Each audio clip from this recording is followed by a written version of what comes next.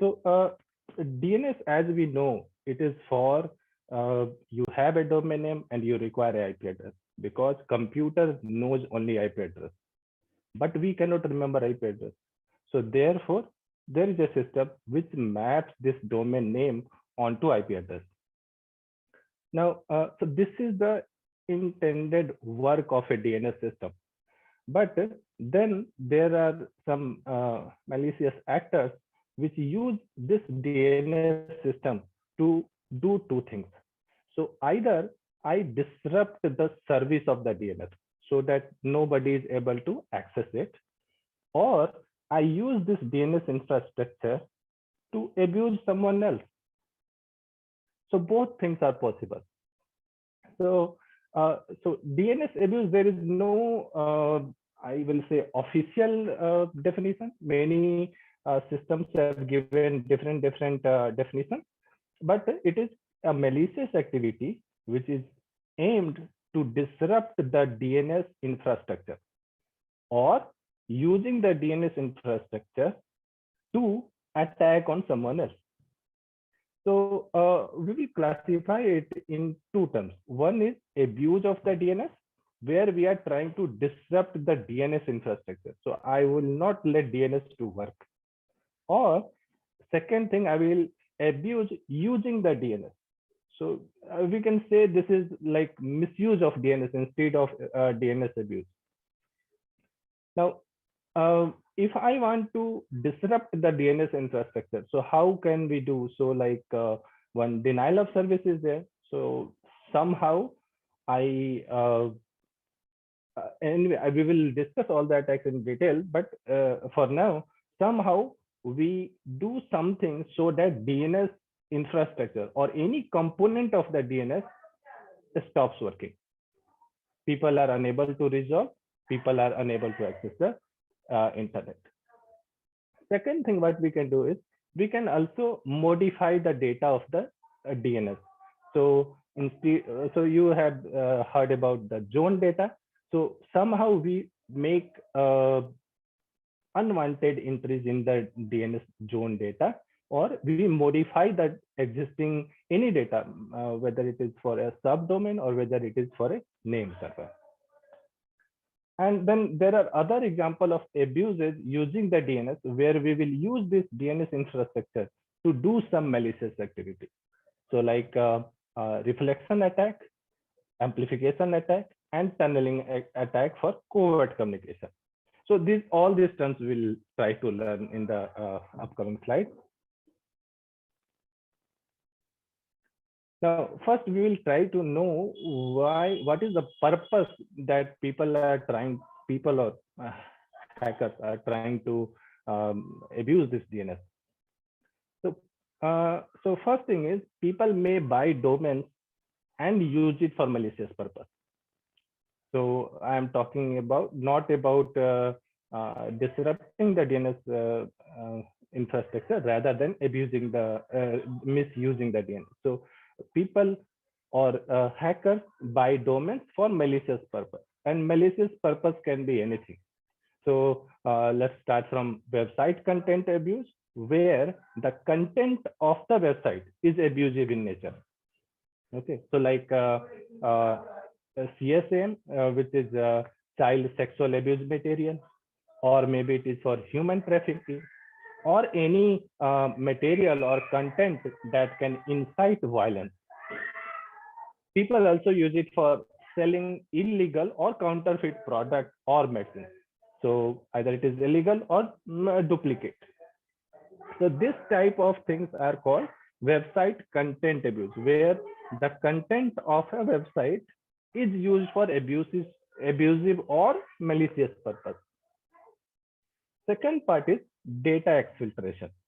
So in data exfiltration, basically a malware or a malicious actor carries out an unauthorized data transfer from a computer.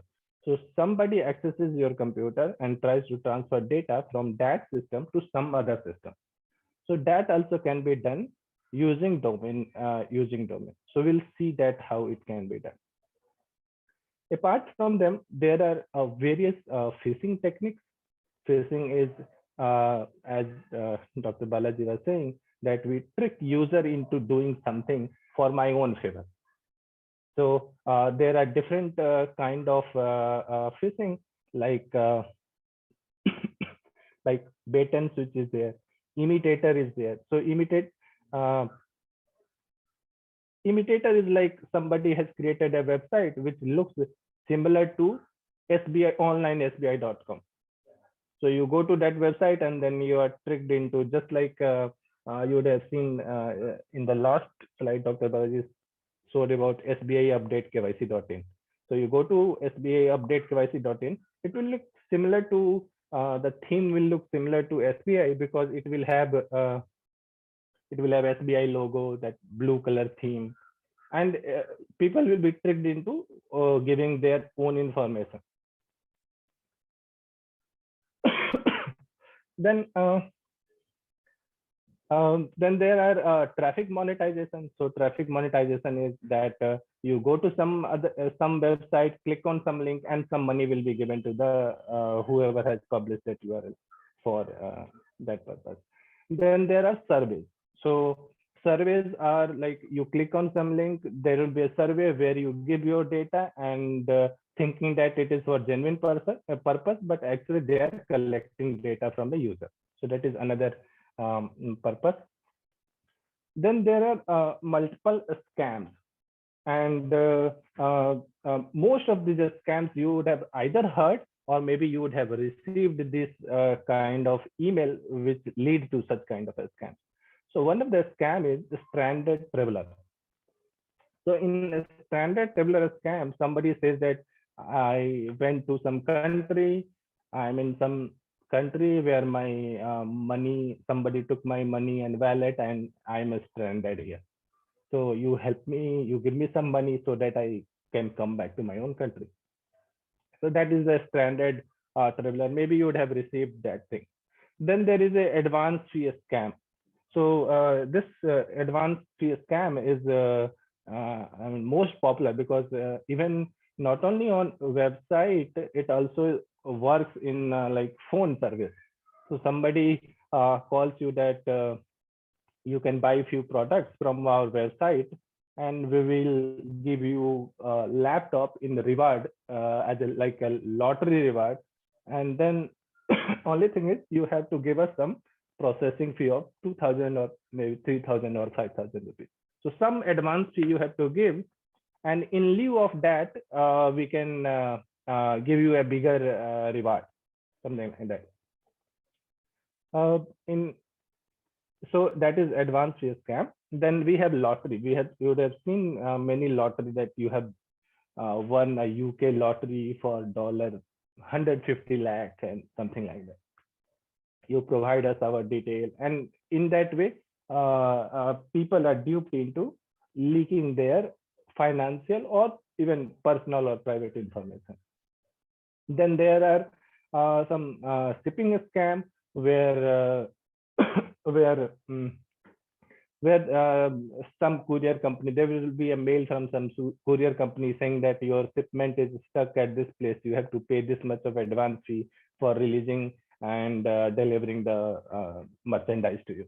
And similarly, there are romance scam where someone says that someone put someone else's photo to romantically involve with someone and then ask for money to come and meet. Now, apart from that, domains can also be used for malware distribution or command and control for a malware. One attack that someone mentioned was cyber squatting, or you also say it as a domain squatting, where a domain which is related to some other brand may be bought and kept as parked, and later it can be sold at a higher price to that domain. So for example, like if facebook.com is the main domain, what if someone purchases fb.com? It makes sense because everybody tells it's fb. And later on, they try to sell fb.com to Facebook at a higher price. So that is domain parking. Well, domain parking is not totally illegal. It depends on country to country, law to law. So that is, so this slide talks about buying a domain and using it for malicious purposes. Then the second we will go is using the DNS infrastructure or using someone else's domain, not our own domain, rather than someone else's domain for carrying out some malicious activity.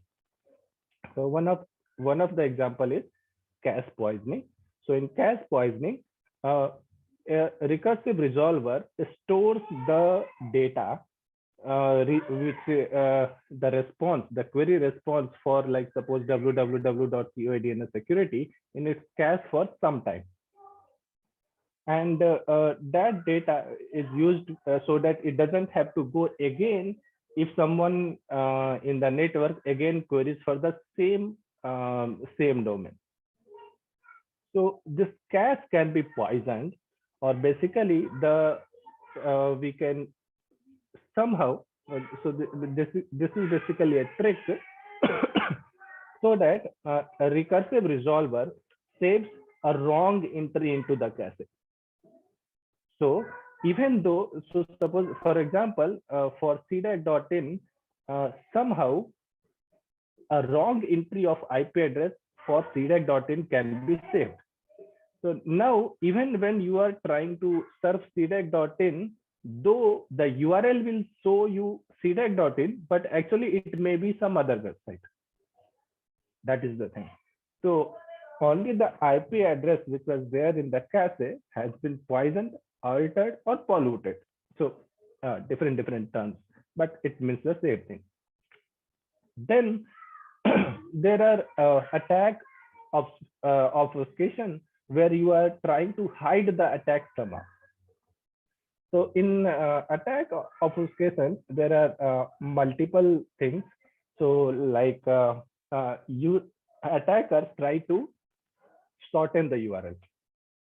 So instead of a big URL like SBA update KYC.in was there, which also works, but then you can give like bit.ly.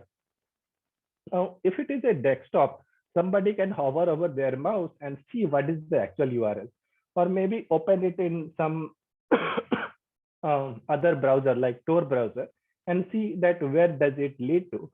But it is quite difficult in mobile, because mobile anyway your screen is also limited, and the URL which shows in your browser, that itself is very limited. So that's why attackers have a good chance that somebody will be duped.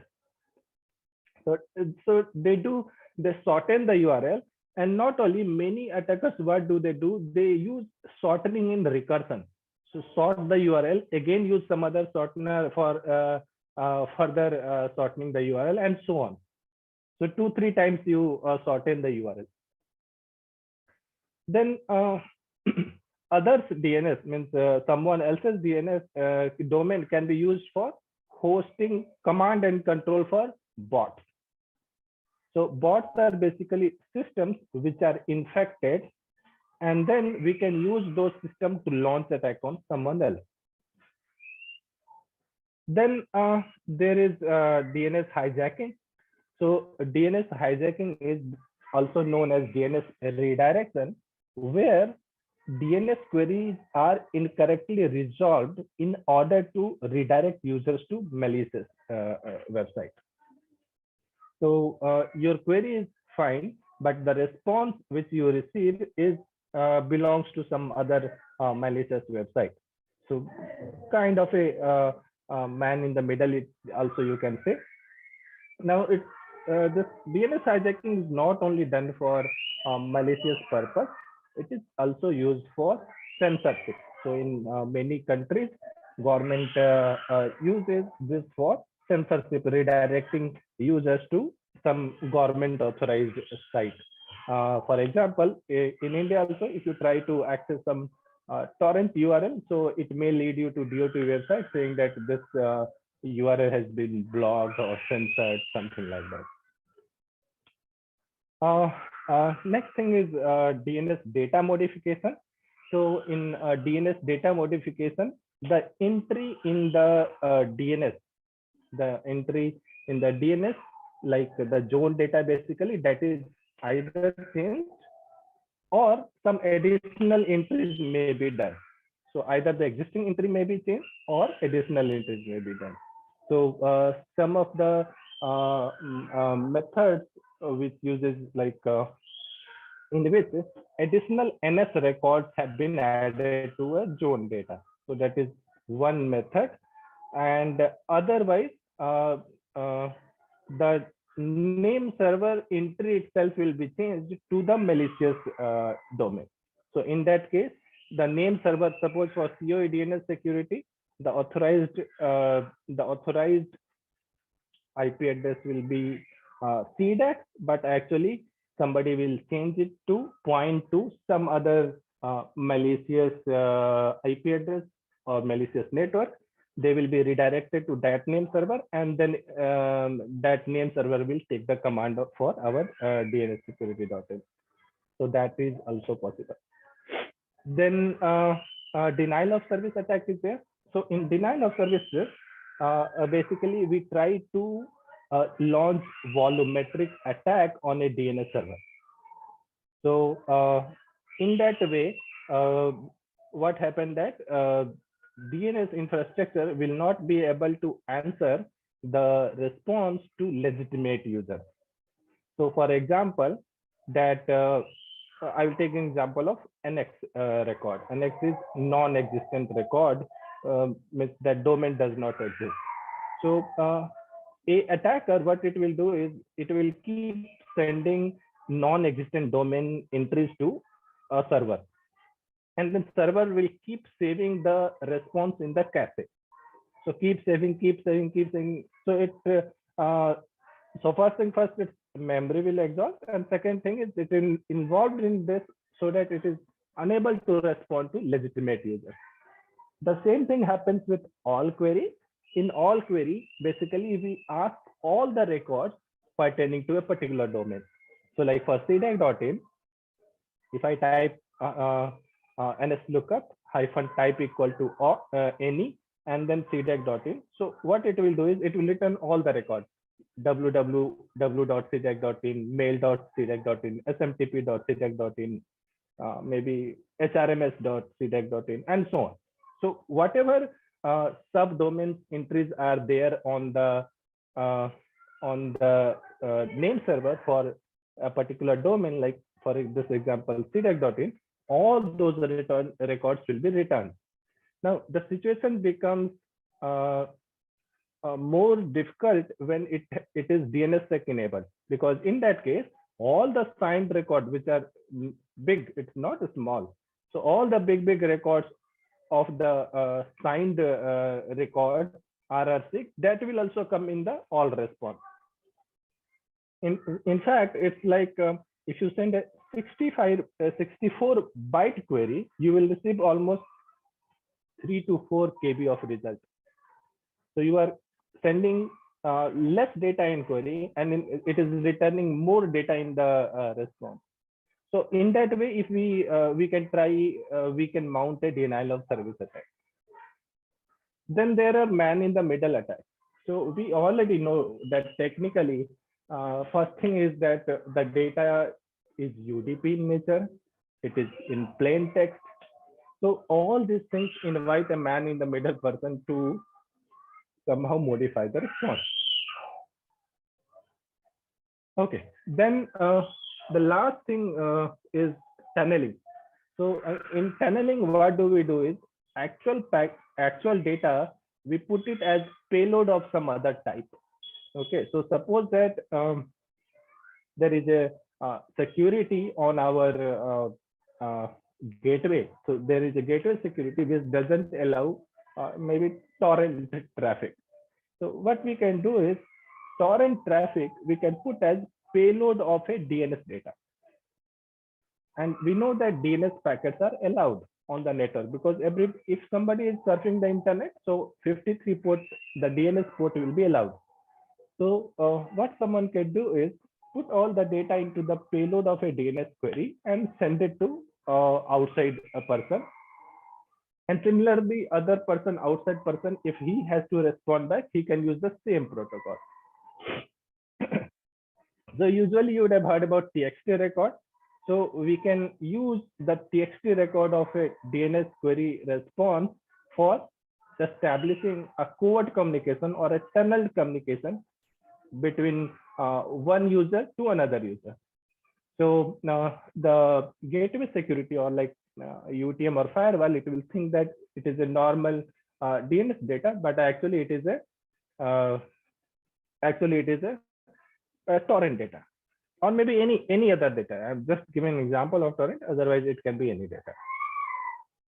Now, whatever attack I am talking about, so if you want to see the demo of that, so like tunneling attack is there. So for tunneling attack, one software is there, DNS Cat 2, or then there is for reflection or amplification, there is DNS DR DOS 2.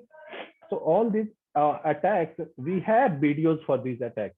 So you can go to our YouTube channel, and on our YouTube channel, all these videos which were used in previous demonstration. So we used to have DNS security programs under which we have uploaded videos demonstrating these kind of attacks, how these attacks can be mounted, cache poisoning or denial of service or tunneling attacks. All these attacks are built. So you can go to Indoreen channel on Indoreen, INREEN, Indoreen channel on Indoreen channel on YouTube, and you can see our videos. Okay, so DNS infrastructure. In this slide, we will try to see where can we attack and what is the scope. And so it's a big infrastructure from registrant to registry to authorized DNS server to recursive resolver to stub resolver. So multiple components are there. So where is the scope for attack? So anywhere between all these entities, there is always a man in the middle attack possible. That is the first thing. So anywhere the connection is there from like master to slave or master to recursive or registry to registrar or registrant to registry, anything, wherever there is a connection between two entities, there is a man in the middle attack possible. Then of course there is a software vulnerability. So if you are using any older version of software or any software which has a known CV, common vulnerability and exploitation, so of course there is a scope for exploiting that vulnerability. So that's why we should always keep our software updated. After that, we have already talked about cache poisoning or pollution, where the cache record for cache record which a recursive resolver keeps just to fast responding to its client, they may be polluted. There are data corruption. So whatever data is coming from registry to master, that can be corrupted. There is master slave architecture. Master slave architecture is basically for any authoritative DNS server, we keep two DNS servers. One will be called master, another will be slave. They both will have same entries. So whatever master has, same data slave will also have. So the benefit of this is active response, in which master can also respond to queries and slave can also respond to queries. But we can have update only at the master and slave will automatically take the update. So in this scenario, if we do not configure our software well, then somebody can impersonate as the master and slave will take unauthorized data update. Okay. So that is also possible.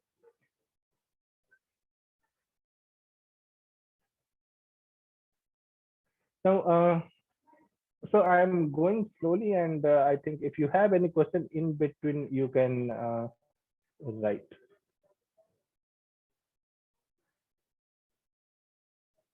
Okay.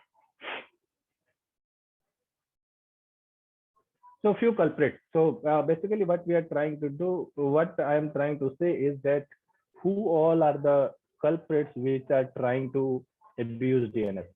Okay. So there are hackers.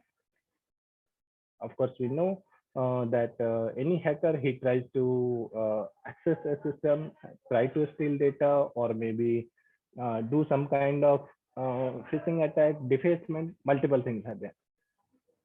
Then there are scammers. So we already talked about multiple scams which scammers do. Then there are hacktivists. So what is a hacktivist? So hacktivist is basically hacker plus activist. So they have some political or social agenda which they are trying to prove. It's like proving a point.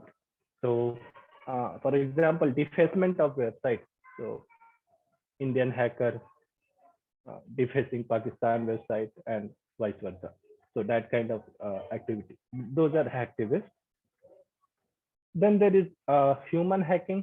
So human hacking is whatever. If you are duped by a scammer, so you have been hacked. So that is the human hacking, which also known as social engineering, where a human is uh, tricked.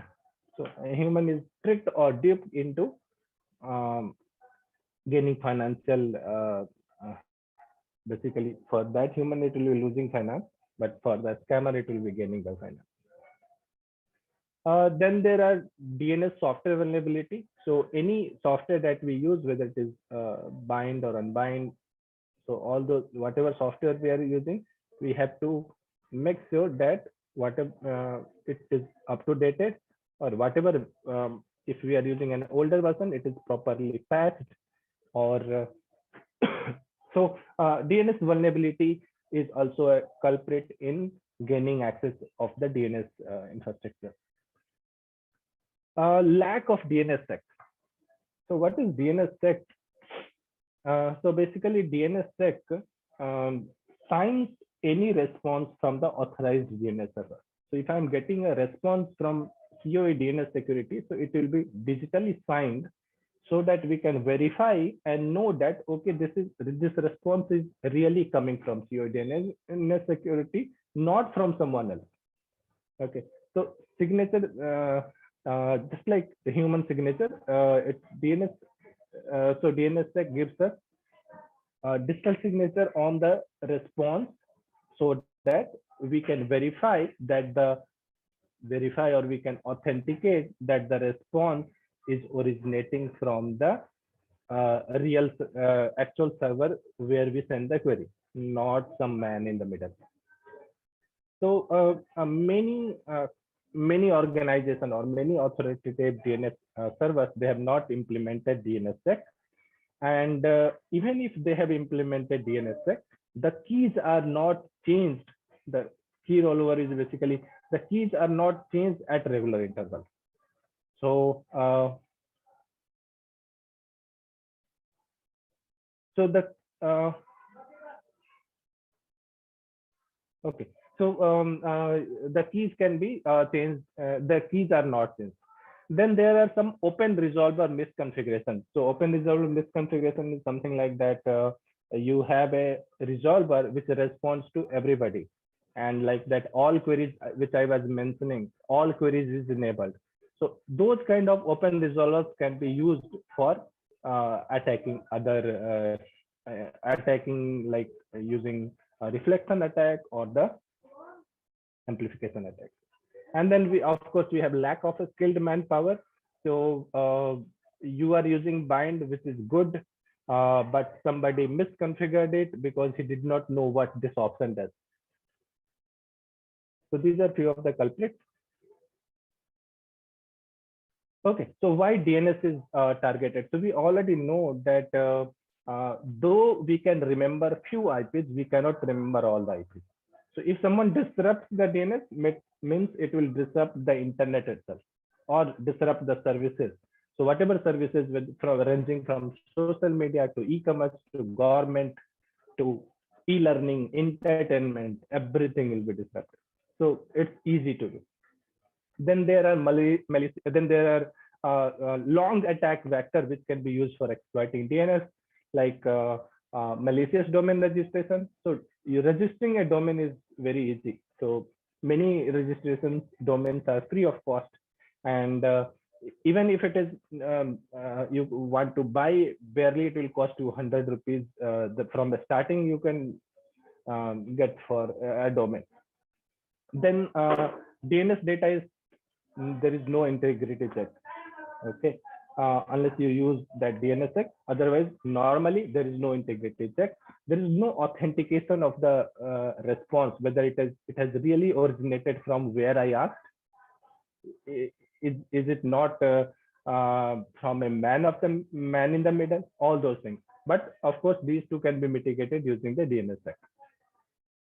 Then hijacking the name resolution process, or even the registration process. So somebody is trying to register the website. That time itself, the data can be taken, or during the name resolution process, where somebody is querying and getting a response, that process itself can be hijacked. Then then next scope is, there is large namespace. So you can have any domain name. There are billions of combinations, billions, trillions combinations are there. Then there are hierarchical data. So like we saw recently that dot is there, which is the root server, then .in is there, .org, the first level, and then second level and third level. And if you disrupt any upper level, so like if you disrupt root server itself, then below all you cannot access the domain which is below that level. Okay, I will leave the homoglyph type of squatting. So I think you already know homoglyph is basically two characters which look similar, like covid.info, O has been replaced with 0, I has been replaced with 1. Similarly, there is typo squatting, where somebody misspelled or typed wrongly. So like online SBI, somebody missed a E and goes to online SBI, which looks similar to actual online SBI.com. And then there is Punycode, where some special characters like umlaut N has been converted to a letter digit hyphen combination, LDH combination. Okay, so then DNS categories of DNS abuse. So there are malwares. So domains that can facilitate hosting or distribution of malware. So malware are basically any malicious software that can be used for disrupting or exploiting or taking control of someone else's system, or exfiltrating the data to a remote system. So basically taking the information and sending it to some other remote information. Then we have phishing attacks, where domains can masquerade as trusted website. So it will look like it is SBI, but it is not SBI. So that is masquerading as trusted website. Then we have botnets. So a botnet can be used for like DNS reflection and amplification attack. They are basically infected systems which can be used. They can be controlled, and they can be used for launching attack on someone else. Then there are farming. So redirection using DNS hacking or poisoning, like you think that you are going to a SBI update KYC.in, but actually you are going to a fraudulent website. So that kind of redirection. Spams are there. So though spams are considered as unsolicited bulk email, but in this case, in case of DNS abuse, basically they are the couriers for the above, means bots or phishing or malware. So they are basically the delivery mechanism. So you receive a spam email in which some phishing link is there, farming link is there, and or malware is there as attachment. You click, you download it, and now you are hacked. Okay, these are some examples which you would have already received. Okay, so what is the difficulty in tracking such kind of attacks? So first thing is that the data, whois data is bogus. So you can provide any whois data, and then you can register your website. In some cases, there is a privacy protection mechanism where your data is hidden, and maybe registrar, where you register, their data will be there. Then there is fast flux or double flux hosting, where whatever domain you have hosted, you change the IPs frequently so that it is difficult to track whether it is difficult to track the actual attacker. Then there is obfuscation, where you shorten the URL. We have already talked about that. Then our attackers, they are also good. They are sophisticated, motivated, either financially, politically, or personally, to take some revenge, or maybe just for fun. They are also creative. Then there is one more reason is the increase in the scale of IoT. So there are so many IoT devices, and then there are some vulnerability.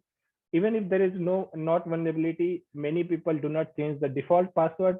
So in that case, somebody can use them as the botnet. Like you would have heard about Mirai malware. Then there is a slow attack in which you can attack for short duration, like 10 minutes, then next 10 minutes, and then 10 minutes, like that.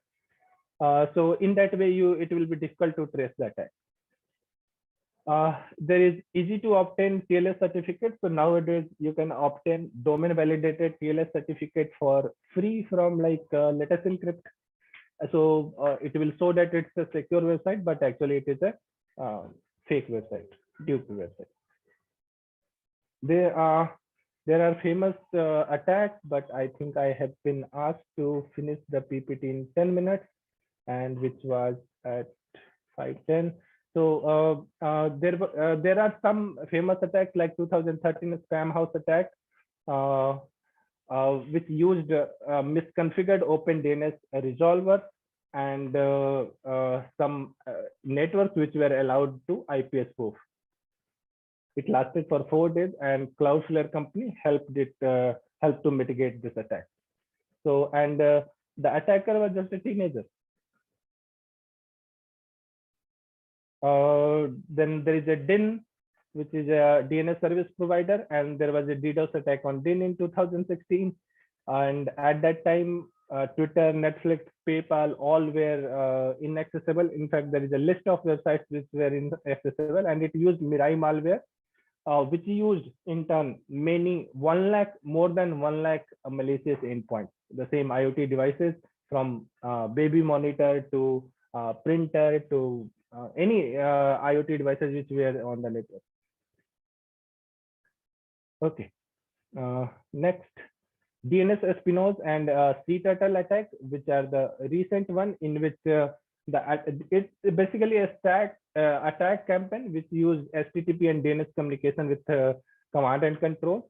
They used a spear phishing email, and they changed the NS record. It was very slow, like they were attacking for 10 minutes, and then 10 minutes, and then 10 minutes, like that.